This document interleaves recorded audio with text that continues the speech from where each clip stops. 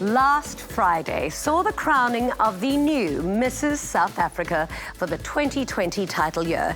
Now, the brand new crown holder, Jacqueline Ferns, joins us in studio to chat all about the journey to the crown. Let's take a look at what took place that magical evening.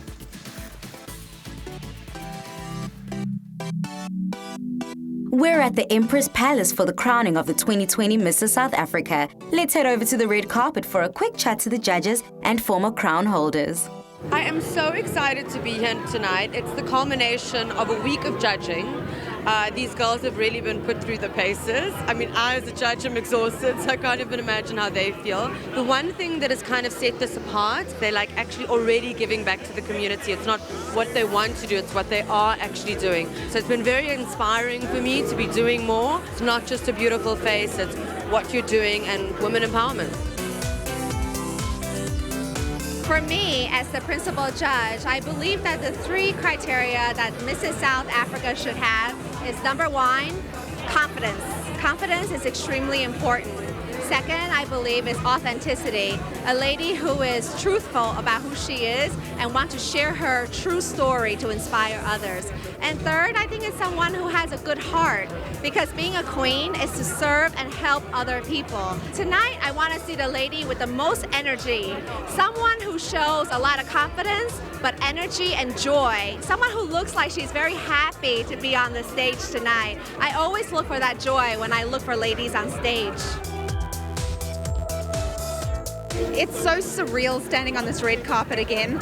This time last year I handed my crown over to Matapa, who's done the most stellar job of raising the bar for all of these women. And tonight I stand here actually with butterflies in my stomach, knowing how these girls are feeling backstage, about to own their power. I hope that she's a really real, raw, relatable woman who South Africa can fall in love with, and who encourages other South African women to stand up and take their own seats at the table. I'm looking forward to watching just the stage explode with art and theatre and life, because these women are life. Sanbonani, Molweni, Dumelang, Goeienaand. Welcome to tonight, come on! The past year has taught me so much, especially about myself. To walk in my purpose confidently, knowing that every opportunity that comes my way is meant for me, no matter how daunting, no matter how big it is, but you can do it. And the support that I have received has been overwhelming. One thing I know for a fact is my reign would not have been a success if I didn't have the backing that I did. And for that, thank you so much, South Africa. I truly appreciate it. The advice that I'll give to the new Mrs. South Africa is do it your way. Trust your instinct and just know that there's no recipe to this thing. If you're truly operating in your purpose and in your calling, you'll figure it out. It'll come to you because it's natural. It's when you serve others that you find who you are.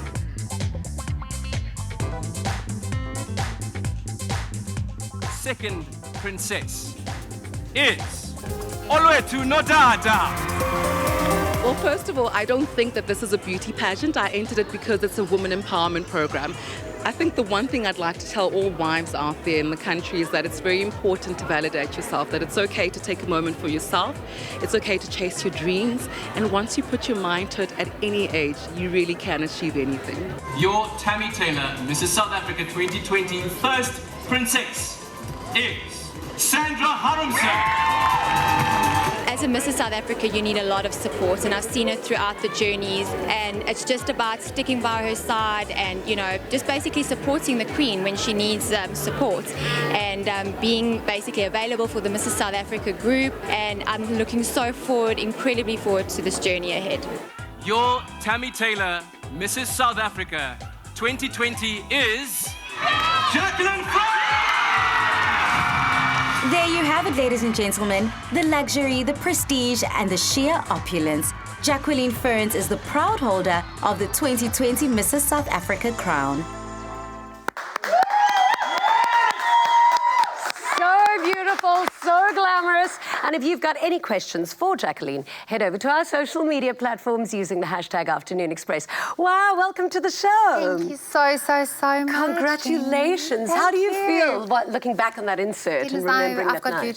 goosebumps from head to toes. It still feels so unreal. Yeah. Every time somebody says, oh, the new Mrs. South Africa, or, you know, I watch the inserts, I get goosebumps. Yeah. And Yeah, it still hasn't sunken in. I don't know when it will sink in. Oh, no, enjoy it, ride it out. I know a lot of the girls in it, and actually one of my cousins is Sandra Harmser, who's your first princess. And so I've been following the journey, and I cannot believe the intensity of what you ladies had to do building up to the moment. What does it take to be a Mrs. South Africa in South Africa now?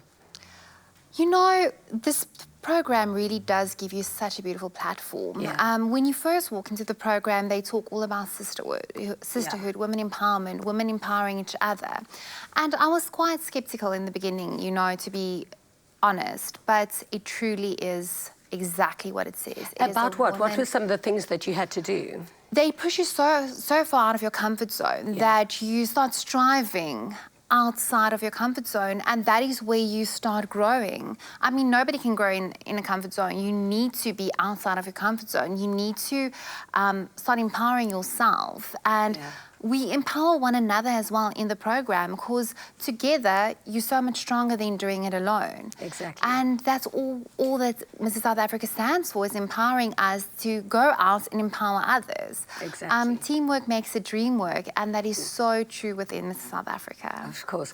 You must have had such incredible support at home, because I think you know what it feels like to be part of excellence and to be driven really hard, because your husband is actually one of our top swimmers in the country, Lyndon Ferns. Yes, he is. No, he is, oh my goodness, he's a champion, not just in the pool, but at home as well. He was my support system throughout this. He had my back. You know, every time you're a bit tired and you feel like, oh, I can't do this anymore, he's just like, no. You know, he's one of those people, he always has his mind in the game. Exactly. And that's what I took from him. And that's what he taught me throughout this journey as well, is that if you do something, you do it 100%, you focus on it and you finish it, and you finish strong. And I heard one of the cutest stories about you guys is that when they had won the relay for the Olympics, you had spotted him and you were like, that guy, that's the guy I'm going to marry one day. How amazing to have that vision. Yeah, I was in grade 9 at the time. We were still sitting in a boarding school, and you know, when the Heat magazine was still, you know, a big thing. And so we were going through the pictures, and all of us were choosing our husbands to be. And I'm like, no, I'm going to marry that guy one day. And I actually forgot about the story, and then when we got married, one of my friends reminded me. And gushing about it, it was actually, it's amazing. God had a plan. You're also an owner of 3 businesses, so you definitely keep yourself extremely busy.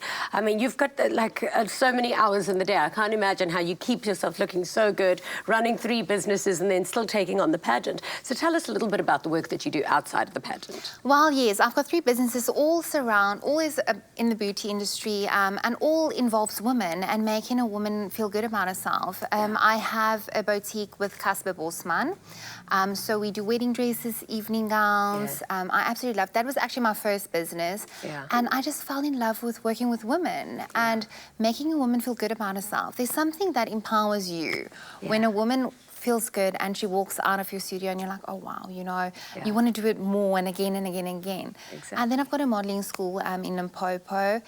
And that is my true passion. I absolutely adore my models. They become like your children, like your family. And that is, I live for that. And we also have a building where we rent to women, so we empower women through that as well. Beautiful. And it doesn't feel like a job. It's it's my life. Well, congratulations. Thanks you are so absolutely much. beautiful, and we're very proud to have you as our Mrs. South Africa. Over to you, Pali. Absolutely. Now, we've asked you if you've got any questions for Jacqueline, and we've got Ulusanda, who asked, what can we expect from you as Mrs. South Africa? So what can we expect from you as Mrs. South Africa? To continue what we started, as I said, Mrs. South Africa is in a women empowerment program. And now I have the platform, a bigger platform, to empower even more women, not just in Limpopo, but throughout South Africa. And to get women to become part of this program, it really does change your life in so many ways. I mean, you can ask any woman that's ever been part of Mrs. South Africa as a semi-finalist, as a finalist, how they have evolved and grow. And I will keep on pushing that and empowering the women around me. I believe if you empower the woman, you empower a country. And we need that in South Africa now more than ever. Yeah, that's a beautiful message. Thank you so much for all the work that you do. Thanks for being here today. Thank you for having me.